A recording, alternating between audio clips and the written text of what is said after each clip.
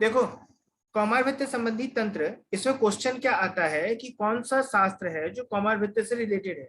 जैसे भोज तंत्र तुमने पढ़ा होगा, या सुश्रुत संहिता पढ़ी होगी, या डलहर पढ़ी होगी, कुछ भी होगी, तो रेफरेंस पूछा जाता है ना। वैसा ही इसमें होता है। तो काश्यप संहिता में काश्यप लिखा हुआ है, ये सबको मालूम होता है।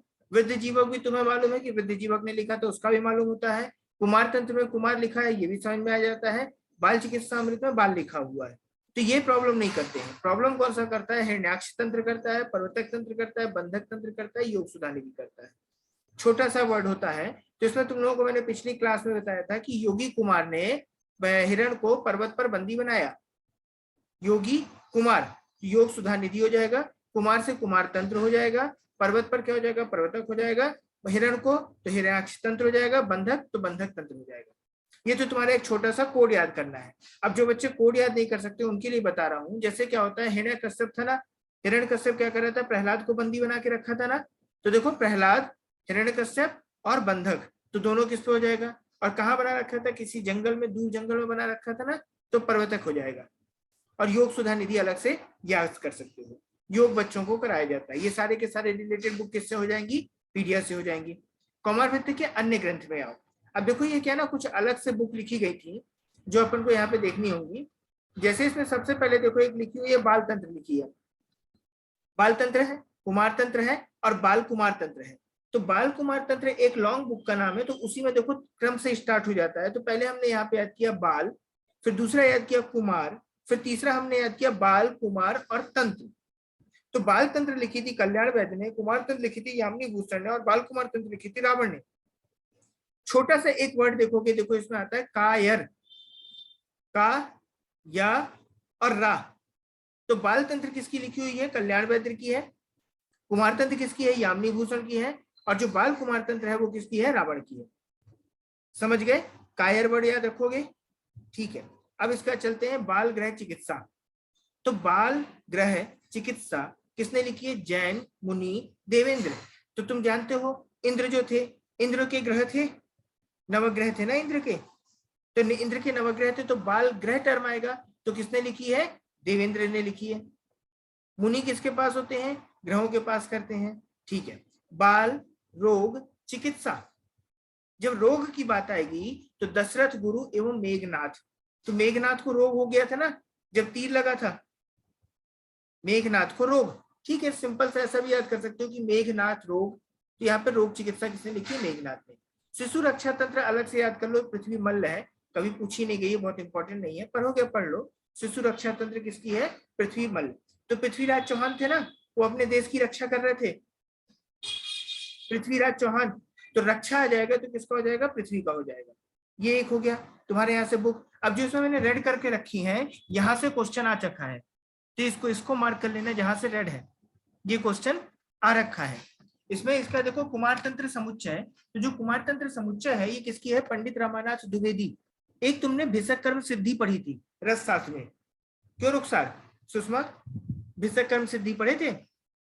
किसने लिखी थी वो? भिषक कर्म सिद्धि रमानाथ द्विवेदी। और ये भी देखो कुमार तंत्र समुच्चय, ये किसने लिखी है? रमानाथ द्विवेदी। तो समुच्चय जहां पे वर्ड आएगा वहां पे रामनाथ दोनों हो जाएंगे। तो राम भी आ गया और नाथ भी आ गया, दोनों का समुच्चय हुआ ना। इस तरह तुमको याद करना है। चलो ठीक है। इसमें हम अगर मैं दोबारा तुमसे पूछूंगा तो बन जाएगा? बिना देखे बताना, एक बार बुक की तरह नोट्स की तरह मत देखना। ये तो कुमार तंत्र किसने लिखी है? म्यूट खोल के बोलो, कुमार तंत्र यामिनी भूषण। यामिनी। और बाल रोग चिकित्सा काशी कल्याण। मत बोलो, स्क्रीन ऑफ कर दो अपनी। नहीं, बाल रोग नहीं, उसने दशरथ गुरु था। दशरथ गुरु एवं मेघनाथ, ठीक है। ये बताओ जैन मुनि देवेंद्र ने कौन सी लिखी थी?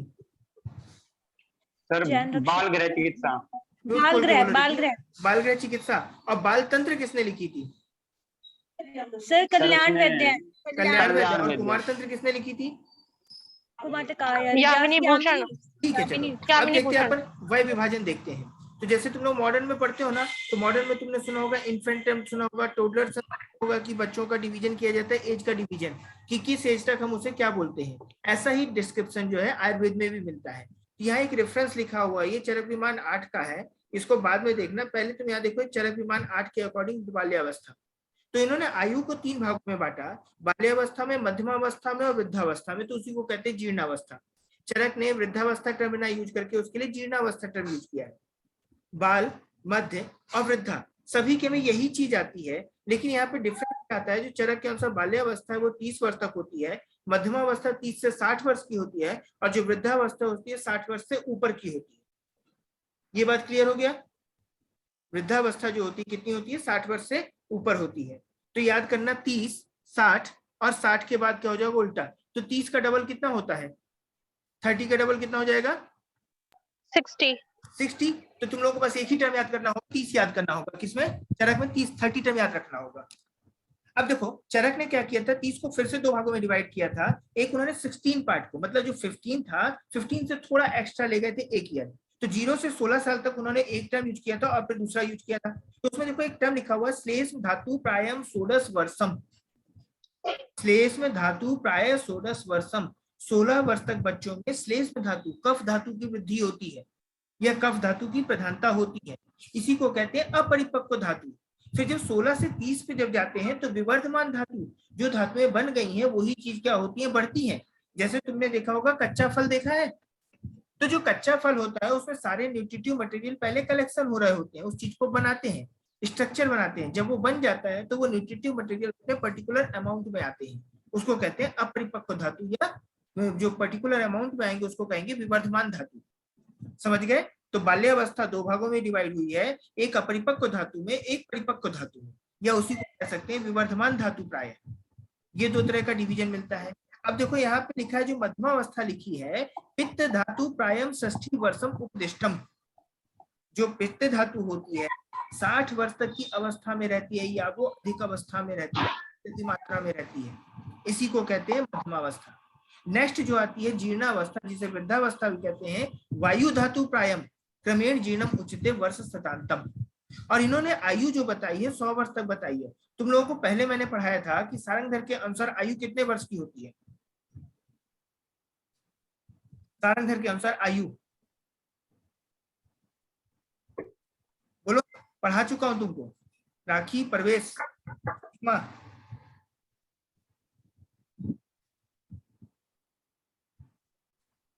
बाल्यम वृद्धे छविर मेधा त्वक दृष्टि शुक्र विक्रम बुद्धि कर्मेंद्रियम चयति जीवितम दस्तो हिसेत। सारंगधर के अनुसार जो उम्र होती है कितनी होती है? 120 वर्ष होती है। चरक की स्टार्ट करेंगे जन्म से, 100 वर्ष तक हो जाएगा। अब चलते हैं भाव प्रकाश के अनुसार। अच्छा एक ही लाइन देख लो, वयश्च एति काल प्रमाण विशेषण अपेक्षणी। जो वय होती है, आयु होती है, काल पे, प्रमाण पे विशेष रूप से अपेक्षा करती है। ही शरीर अवस्था वयो अभिधीयते, और इसी के क्या क्या होता है? वय कहते हैं, शरीर की अवस्था। तो देखो काल प्रमाण की डिपेंड करता है ना वय, ठीक है? ये 2 चीज मार्क करके रखना होगा, नेक्स्ट नोट्स मिलेंगे तो उसमें मार्क कर लेना, काल प्रमाण विशेष। चलो अब देखते हैं भाव प्रकाश के अनुसार। चरक के अनुसार क्लियर हो गया, 3 भागों में डिवाइड किया, बाल्यावस्था, मध्यमावस्था, वृद्धावस्था। बाल्यावस्था को फिर से 2 पार्ट में डिवाइड किया, एक अपरिपक्व धातु, एक दूसरी विवर्धमान धातु। उसको उन्होंने आधे में डिवाइड किया था, 0 to 16 और 16 to 30। 16 टर्म अच्छे से याद रखना क्योंकि 15 में दिमाग में जाता है। अब तुमने ये पढ़ा होगा कि बाल्यावस्था में कफ होता है, मध्यमावस्था में पित्त होता है, वृद्धावस्था में वात होता है। ये तुमने इसका रेफरेंस देख लिया, कहाँ पे दिया है? चरक विमान 8। ठीक है, इसके बाद चलते हैं अपन भाव प्रकाश में। तो भाव प्रकाश ने भी ऐसे ही बांटा था, लेकिन भाव प्रकाश ने मेनली फीमेल का डिवीजन पे ज्यादा फोकस किया था। फीमेल के डिवीजन के लिए उन्होंने क्या बोला, देखो यहाँ पे 16, 32, 50। अभी तुमने कल रसशास्त्र में भी पढ़ा था 16, 32, 50। किसके लिए पढ़ा था 16, 32, 50 बताओ? पढ़ा था यार, उसके लिए पढ़ा था। इसमें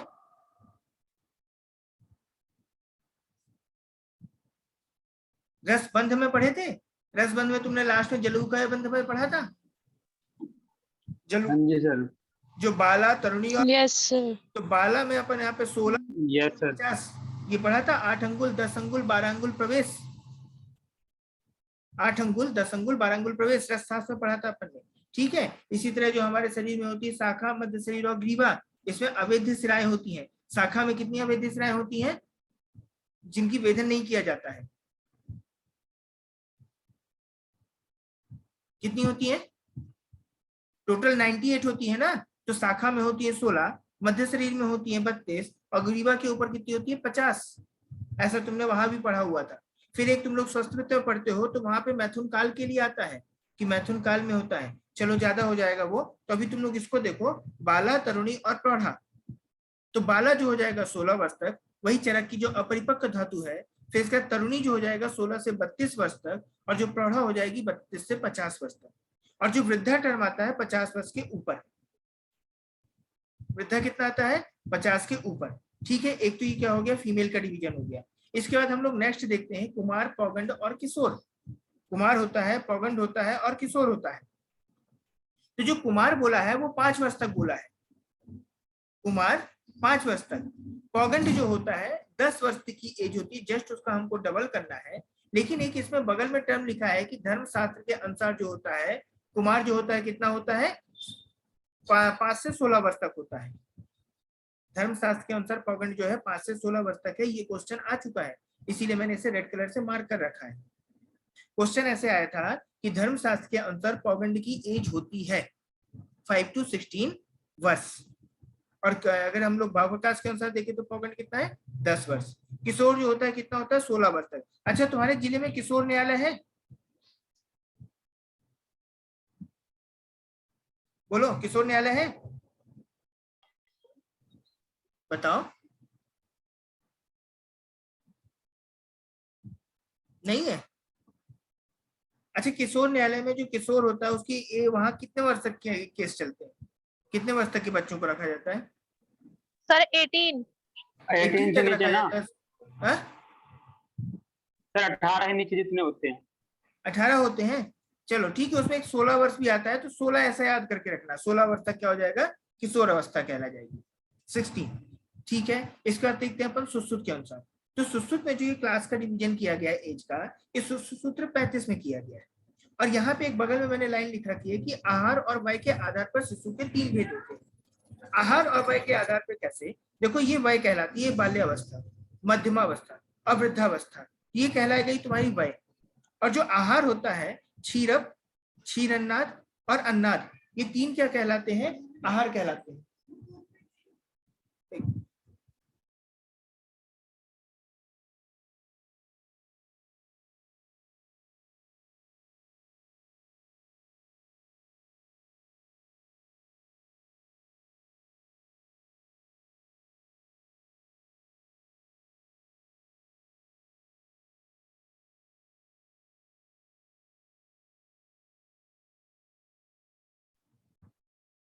तो सुश्रुत के अनुसार जो आहार और वय के आधार पर शिशु 3 प्रकार का होता है। तो तुमने ये वय देख ली, बाल्य, मध्यम, वृद्धा।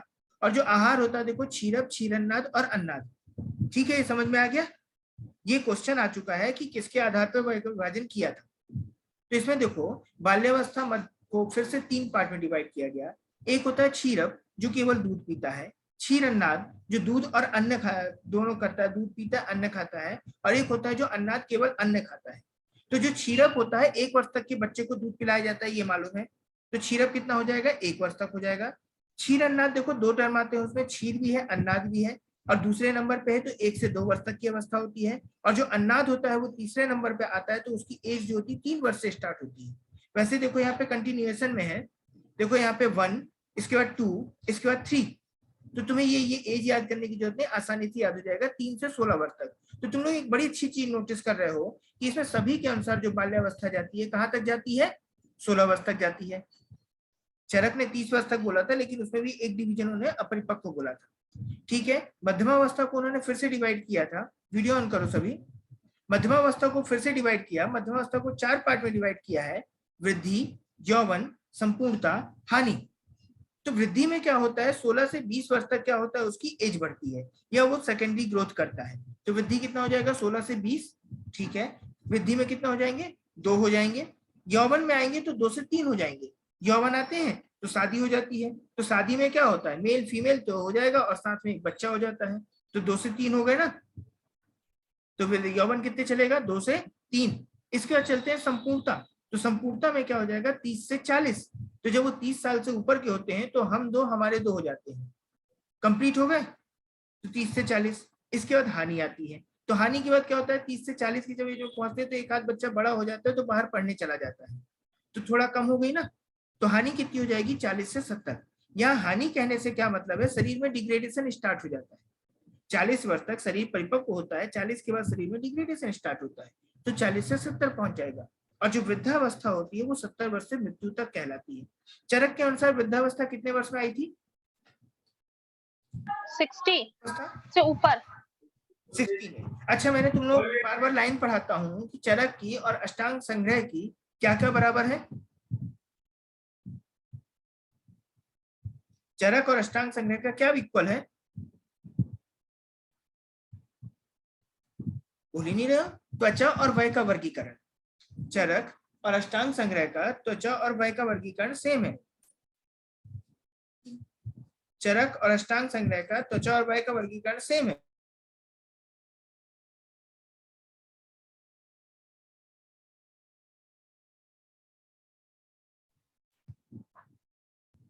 हेलो,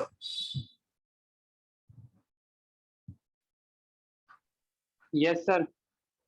चरक और अष्टांग संग्रह का त्वचा और वय का वर्गीकरण सेम है। चरक ने त्वचा के 6 भेद बताए थे और संग्रह ने भी त्वचा के 6 भेद बताए। चरक ने वृद्धावस्था 60 वर्ष से ऊपर बोली और संग्रह ने भी वृद्धावस्था 60 वर्ष से ऊपर बोली। देखो ये जो तुम पढ़ रहे हो यहाँ पे देखो ये लिखा है सुश्रुत का है, और अष्टांग हृदय ने भी कारण भेद से बालकों को क्षीराद, क्षीरन्नाद तथा अन्नाद कहा है, जो यहाँ पे अपन ने देखा है। ऐसे ही देखो अष्टांग हृदय का लिखा है, पर यहाँ थोड़ा सा डिफरेंस आता है। सुश्रुत में 16 से 20 है, अष्टांग हृदय ने 16 से 30 बोला। अष्टांग हृदय ने क्या किया, 16 से 30 बोला। संपूर्णता में उन्होंने क्या बोला, 30 से 40 एज इट इज था, और जो हानि थी 40 से 70, एक एज को उन्होंने खत्म कर दिया, कौन सी, यौवन। अष्टांग हृदय में यौवन नहीं आया, तो 16 से 30 कंटिन्यूएशन में कर दिया। क्लियर ये बात? चलो अब मैं पूछता हूं तो तुम लोग बताना, ठीक है? अच्छा एक चीज और पढ़ लो, काश्यप के अनुसार पढ़ लो। अब काश्यप में भी वही चीज आती है, बाल्यावस्था आती है, फिर मध्यमावस्था आती है और वृद्धावस्था आती है। देखो ये बाल्यावस्था है पूरी, ये यौवनावस्था तक, इसके बाद मध्यमावस्था और मध्यमा के बाद वृद्धा। तो बाल्यावस्था को फिर से उन्होंने डिवाइड किया गर्भावस्था, जो कि क्या कहलाती है, अपनी एंटीनेटल कहलाती है। प्रेगनेंसी, ड्यूरिंग प्रेगनेंसी हो जाएगा ना, तो जन्म तक क्या कहला जाएगी, गर्भावस्था। बाल्यावस्था को उन्होंने क्षीरप बोला, जो कि कितनी होगी, 1 वर्ष तक होगी। कौमारावस्था को अन्नाद बोला, 1 से 16 वर्ष तक। कौमारावस्था क्या हो जाएगी, 1 से 16 वर्ष तक कुमार। इसके बाद चलता है कौन सी, यौवनावस्था, जो 16 से 34 वर्ष चलती है। यौवनावस्था हो गई 16 से 34, और 16 से 34 के बाद मध्यमावस्था को डिवाइड किया फिर से 34 से 70। तुमने पीछे जो मध्यमावस्था पढ़ी थी, चरक के अनुसार मध्यमा किसमें आ रही थी, 30 to 60। 30 to 60, ठीक है। और उसके अनुसार और किसी के अनुसार था क्या, सुश्रुत के अनुसार कितना पढ़ा था, सुश्रुत के सुश्रुत के अनुसार सर 50 तक था, शायद 30 to 50।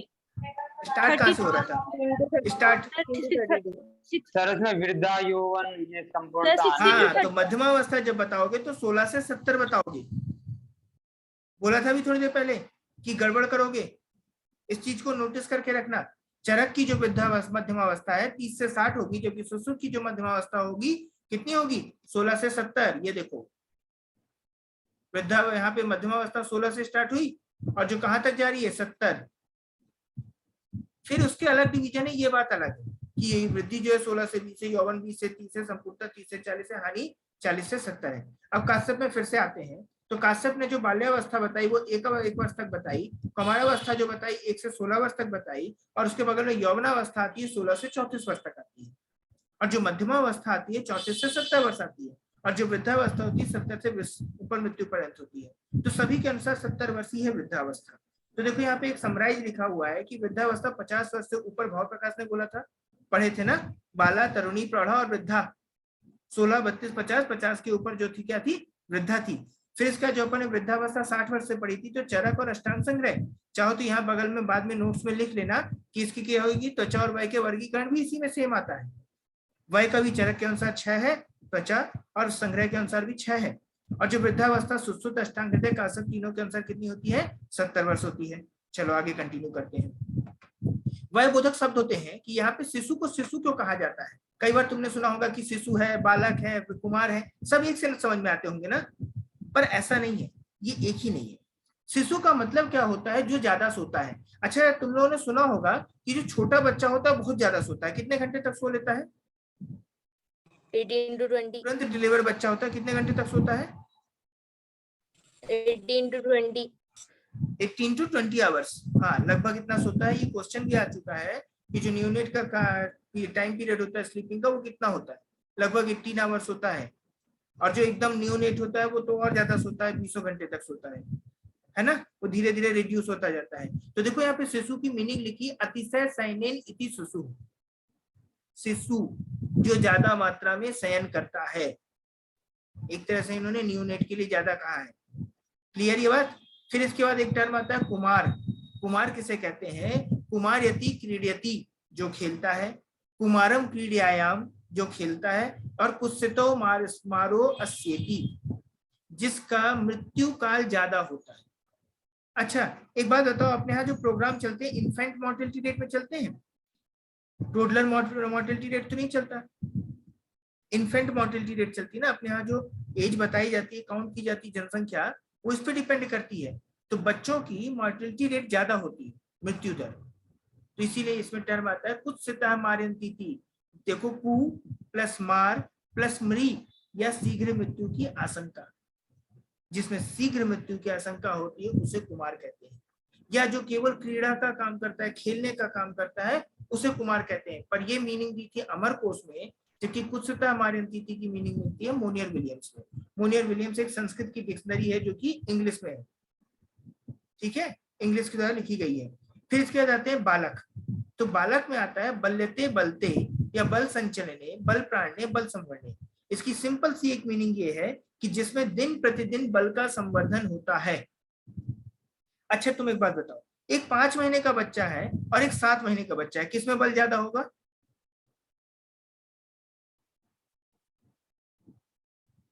7 महीने का। 7 महीने। अब 1 वर्ष का बच्चा हो गया तो? सर 1 वर्ष वाले में। फिर 2 वर्ष का हो गया तो?